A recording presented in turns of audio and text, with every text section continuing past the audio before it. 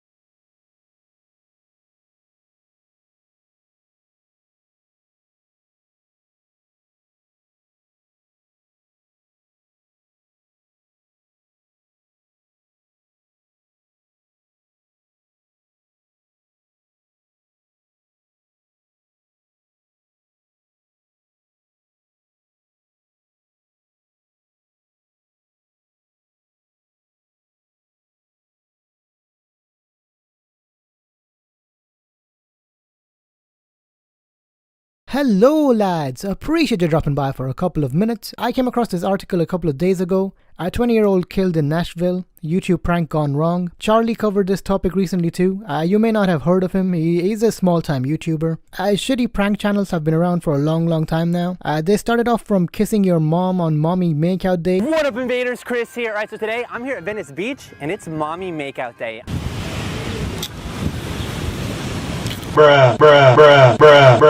To staging bank robberies. A majority of these big prank channels fake their pranks and it's usually poorly scripted. It's aimed towards 10-year-olds who think everything is real online and believe everything they see, which is why 3 AM videos still do so well on YouTube. This 20-year-old Timothy Wilkes didn't quite get the memo though and believed pranks in the hood gone wrong and pranks gone sexual are actually real. These full-send morons that harass the public for views have done really well on platforms like YouTube and now on TikTok too. So Timothy wanted some of that sweet internet clout and fame, and in order to do this he came up with this genius prank. His genius prank idea was to take a butcher knife and approach strangers pretending to rob them.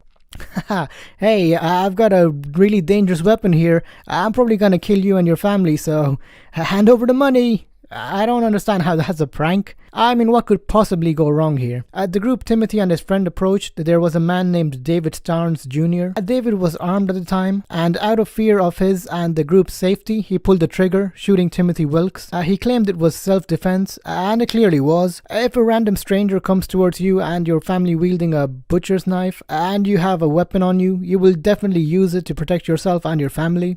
David is currently not facing any charges, and I hope he doesn't have to in the future either. Timothy was probably looking forward to saying, "It's just a prank, bro," or "It's just a social experiment, bro," for his video, but it was too late. Usually a lot of people put "gone wrong" or "gone sexual" in their video titles. This is probably the one time where it's actually legit. People never seem to learn, and this continues to happen. Some people are so desperate for likes and attention online that they will go to any lengths in order to get some clout. A woman shot and killed her boyfriend a few years ago for a YouTube video. They wanted to test if a book could stop a bullet, so the best thing to do was for him to hold a book in front of his chest and have his girlfriend shoot him. It turned out, no. A book in fact couldn't stop a bullet. Who could have imagined something like that? And not me. You better test it out on yourself. He died from this incident and his girlfriend was sentenced to 6 months jail time for manslaughter. The stupidity of people is absolutely mind-blowing. The girlfriend even tweeted before they filmed this, me and Pedro are probably going to shoot one of the most dangerous videos ever. You would think they would have tested their dumbass theory, you know, without the guy holding the book. Mythbusters used crash test dummies for a pretty good fucking reason. It's really sad that people are willing to risk their own lives and other people's lives for 5 minutes of internet fame. Vitali, Prank Invasion, FouseyTube, all these guys were huge, some of the biggest names on YouTube for a moment, but even that didn't last very long. Now they're just known as shitty memes. Harassing people on street pranks are the lowest of low forms of what people might consider entertainment, and this is coming from a meme commentary channel. If harassing people is all you have to offer, then you need to full send yourself off the fucking internet. I would much rather watch Darman saying, "So you see." So you see. So you see. You see. So you see. For 10 hours than a public prank video. But hey, as long as 10-year-olds find these prank channels